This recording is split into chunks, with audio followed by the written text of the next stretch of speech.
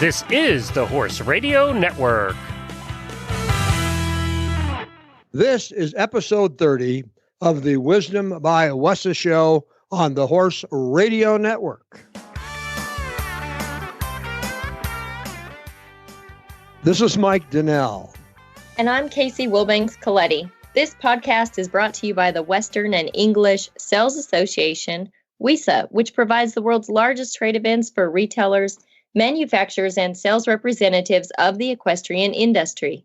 In this podcast, we feature exclusive interviews with noteworthy Western and English personalities, retailers, and exhibitors who you've always wanted to talk to. Don't miss out on all the news for manufacturers and retailers in the equine industry. Sophia from WESA had a chance to catch up with Glenn from the Horse Radio Network earlier to get the latest news. Well, it's so nice that I get to join you guys today for the WESA show. We're looking forward to coming out there in January, Sophia. That'll be a lot of fun. And it's the only cold that Jennifer and I see being from Florida. It's the only cold we get is coming to visit you. Get to experience some snow. Exactly. It's the only snow we see. Well, today's guest has been a WESA influencer for as long as the program's been around. Tell us more about this program. Yeah, so we invited several bloggers and influencers to attend the trade show and cover all the trends, new products, and so on for the first time in 2018. And we do call our group of influencers and bloggers the WESA Wranglers. And we also try to add new influencers and bloggers every time for the new trade show. Got it. Well, what changes have you made in this program? Yeah, so the very first year was mainly just for bloggers. In order for them to attend the WESA trade show, we actually required them to publish a blog, including pictures about WESA. And then the second year, we invited more influencers than bloggers, and we asked them to feature our WESA fashion show. And we also give members the option to actually book an influencer specifically for their brand. And now the next year, the last year in Denver, it's going to be our last ride. So we're now inviting a mix of bloggers and influencers and some new ones that haven't made it out before. I want to be an influencer. How do I do it? Yeah, so we do have a closed Facebook group on our WESA Trade Show Facebook page, which is also called the WESA Wranglers. And as a blogger or influencer, you can just join and receive the application link right there. Otherwise, anyone can email me. Again, my email address is sjagella@wesatradeshow.com, and then I'll send over the application link. And the application is really simple. It's basically just to verify that you actually are an influencer or a blogger. Can I be an influencer without being in the fashion show because I don't look good and I'm not a good model? We actually don't have a fashion show anymore next year. But yes, this isn't even just for fashion influencers. It's also for tack and anything else related to the horse and rider. So, yeah. Got it. Well, I'm looking forward to making the trip to Denver in January. Yep. See you soon. The growing integration of bloggers and influencers into a brand's marketing program is a direct result of the growth of social media as a marketing tool. This technique is now becoming an important component of the Western marketing world and a key element in WESA's programming. Joining us today is Western fashion blogger and WESA influencer Whitney Benton to shed some light on all this. Hey, Whitney, thanks so much for taking the time to visit with us here on Wisdom by WESA.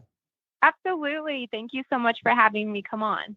Well, I mean, obviously, it's an important part of what WESA does. As I had mentioned in my introduction, with the advent of social media as a major marketing opportunity, the integration and role of bloggers and influencers has increased substantially.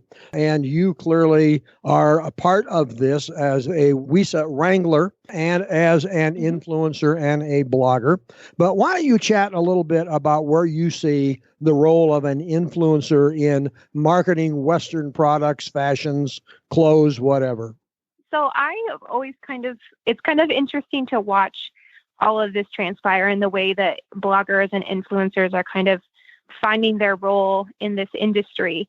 And I always kind of say that we more or less to kind of cut out a middleman, and we kind of have the opportunity to directly connect our boutiques to larger audiences and more customers, you know, personally, and I know for speaking on behalf of a lot of other girls who do influencing like I do, we're kind of a one-stop shop. We offer the professional styling, professional photo shoots, and promotion, which 3 key things that I know a lot of retailers and boutiques and businesses need. So yeah, it's been really cool to kind of watch all of this evolve like it has. Yeah. I'd like to kind of go back to your beginnings a little bit and I don't want to totally focus on it, but I do want to introduce you a little bit, who you are and how your love of fashion and your roots in the Western lifestyle were meshed together, and your ability to mesh those two, and how each of those are significant in your life. Yeah. So I guess all of this started maybe about 3 or 4 years ago. I have always had, or I guess I was part of the Bleacher Babe Squad, which was kind of pre-influencer, at least in the Western realm. And it was just a group of girls who got together and we kind of shared our take on fashion, and we'd share some fashion finds on this one platform. And that's kind of what got me really interested in this. And it was a couple of years later that I decided to kind of jump into it a little more professionally. And that was kind of the start of Western couture. And yeah, so I was born and raised in a farming and ranching community, and that is still to today what my husband and I do with our family out here in Eastern Colorado. And so I guess, once I learned that I could kind of combine the Western lifestyle and my love of fashion into one, it just kind of has evolved into what it is today. Yeah. And it's very cool. And you have the ability to be at home and as you mentioned, kind of be on the ranch, be at home with your children and be able to do this simultaneously. And so I think it's really unique, and I think a lot of people can relate to you. And so I think that's one of the benefits of your platform is there's a lot of women in the world that can relate to you on a lot of different levels and maybe get the inspiration of looking at your outfits, motivated and things of that nature. But the more important part of that are the brands and the retailers that are able to use your influence. And so I see it from 3 different barstool legs there. Basically, I see it for beneficial to consumers, retailers, and brands. And obviously that's the concept of the WESA influencers, WESA Wranglers. And so talk just a bit about that and the ability to help influence for the benefits for the retailers and the benefits for the brands as well. So like you kind of said previously, being relatable and finding your kind of niche in this industry is super important, and allowing the brands and the retailers to kind of feed off that too. A lot of the companies that I work for will send me product, but they allow me to put my own personal spin on it. They let me take these pieces and style them how I personally would. And I think that's been super beneficial for them and for myself. Now, I have a question along that line, because we are going to have people listening who are both from the brand side and the retail side, may never have worked with an influencer or a blogger, but they're excited about their products, their new product line. Maybe it's boots, maybe it's hats, maybe it's belts. And they listen to this and say, gee, I wonder how really that works and what I have to do on my end to be able to deal with someone like Whitney. So the question for you is, where do they start to learn to take advantage of what you and the influencer world has to offer? Yeah, so for anyone interested in working with an influencer, and speaking for myself specifically, I can be contacted via Instagram, Facebook, or email. And it all starts kind of with that contact. Once we're in contact with each other, I share a couple of packages I've curated, which include, the investment kind of differentiates between the amount of promotional work I'll be doing. But in a nutshell, my packages offer professional styling, professional photographs that they'll have access to, and then promotion on my end. And once they've decided on the package they want, we kind of collaboratively choose the items that they want to send and how many products they want to feature. Once I have those products in hand, I set up a photo shoot with my photographer. We kind of create a vision for each shoot. We go out, we photograph each shoot, and once we're done, we upload personal online galleries of all of the images of the products for those partners that we're working with, so that they have access to those again for advertisements or for their website. And then, like I said, I handle my end of the promotion too. Now, let's say in a perfect world, how long does that take? If I do everything I have to do on my end, how long might it take for my boots or my hats to actually appear in the promotions that you're doing on my behalf on social media? I know the importance of relevancy, especially for those brands and makers and boutiques. So I always tell all of my collaborative partners a 2-week turnaround time from the second that it gets to my doorstep to the second that they'll have an inbox with images, and they'll see it on my account as well. That's a pretty short turnaround time, I would think. And a lot of work. Yeah. Yeah, you know what it is, but I have the luxury of staying home with my boys. And so it's been really great. It's kind of really fit hand in hand. I've got a really good friend here who's made herself very readily available for me for photography. And yeah, the two have just come very hand in hand. Sure. And the reason I use the word work, it was specifically for a reason, because if we rewind back a handful of years ago, and I can speak specifically at the bigger rodeos through the year, fashion was starting to become kind of an important thing. And some gals that started blogging and such, and I don't think it was looked at really as a career. But I find it now that influencers and bloggers have become not only relevant within the Western fashion industry, but a really key part, again, going back to the brands and retailers. And I love the fact that this is a career, and what you're doing really has a high significance level with the brands and retailers, which WESA has recognized. So I'd like you to talk about WESA specifically, and for them to have come up with this initiative to actually represent you guys and make note and really shine the light on those of you like yourself that are doing what you're doing. Yeah, absolutely. It's been the WESA Wranglers program has been such a cool opportunity. Like you said, it's kind of shedding some light on this industry that is really kind of just come out of nowhere. It feels like in the last 2 years, but it's been such a cool opportunity to get to come to take part of WESA as an influencer myself and kind of get that background knowledge and kind of educate yourself too on a big part of what the retailers and the buyers and folks like that at WESA are also doing. Sure.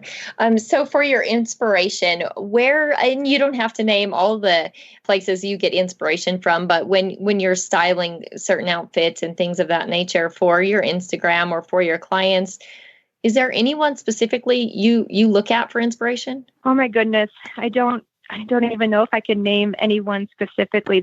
Sure. The beautiful part of Instagram is that it's constantly evolving and it's constantly allowing for the discovery of new people and new influencers and new bloggers. And so I definitely always try to take kind of an Old West ranch twist to my shoots.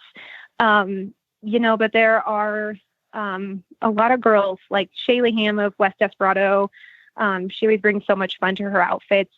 Arizona Blues, she's on Instagram and she's got such an elegance to her outfits. And I think, like I said, I don't think I could ever pinpoint exactly one person, but kind of tying all of those into one. Sure. Well, and I've looked through your Instagram, beautiful photos, and you mentioned your photographer. They're awesome and unique and very clear and precise. And just to go back to my comment about this being a career, you have 37.7 thousand followers on Instagram. And so when I use the word relevant, I use all these words for a reason, and that definitely should be recognized. And Mike may not wear the fashions, but he does understand the utilization of social media and the importance and the bridging the gap in between. So I'm going to throw it back to him for anything you'd like to add, Mike.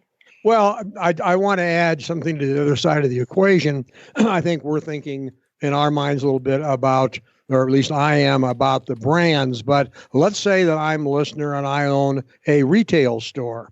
How do I decide, or what advice would you give me when I talk to you about what part of my inventory and my product selection works best through an influencer, or is that entirely up to me? And I say, I want to do this, and away we go. But I would think that with your experience, you should be able, I'm probably are well able to give me some advice about what particular product categories I might have in my store that I would get the most benefit from working with you.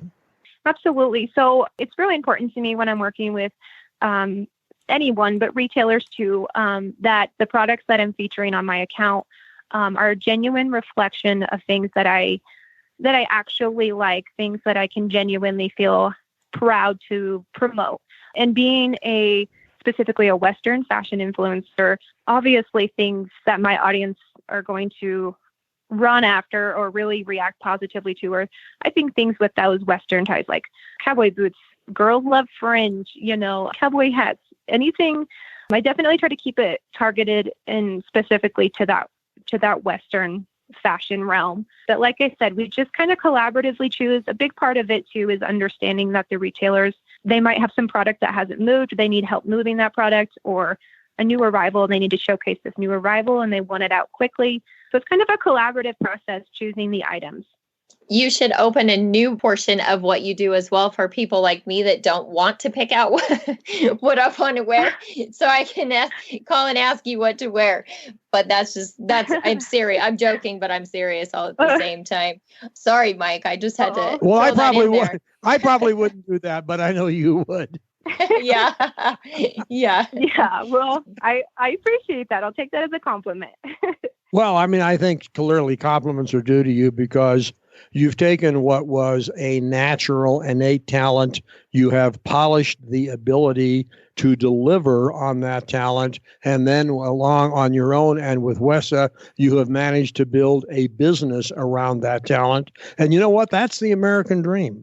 That's what young business people do, is find their niche, develop their skills, find a market for it that benefits both the customer and them. And clearly that's what you've done.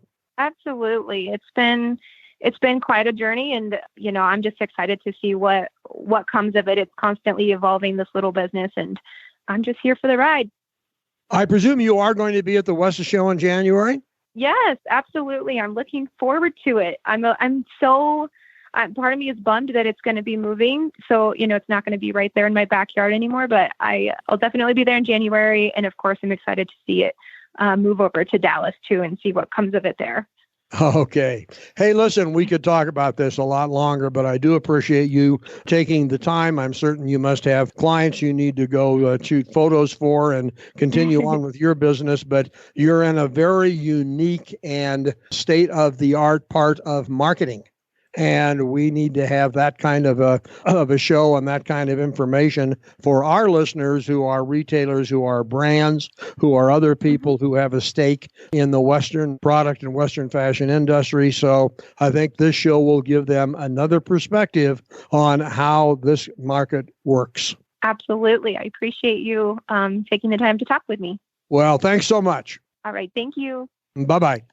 The show notes and the links from today's show can be found at www.wisdombywesa.com. And of course, we'd love to hear your feedback. There's a contact link on that website. The Wisdom by WESA show will be published on the 15th and 30th of every month. You can listen on most of your favorite podcast players, and you can also listen on the Horse Radio Network app on your iOS or Android phone. You just search Horse Radio Network in the App Store. It's free and it's super easy to use. Be sure to visit all the great shows on the Horse Radio Network at horseradionetwork.com. Thanks for listening to the Wisdom by WESA podcast. WESA, where the industry meets.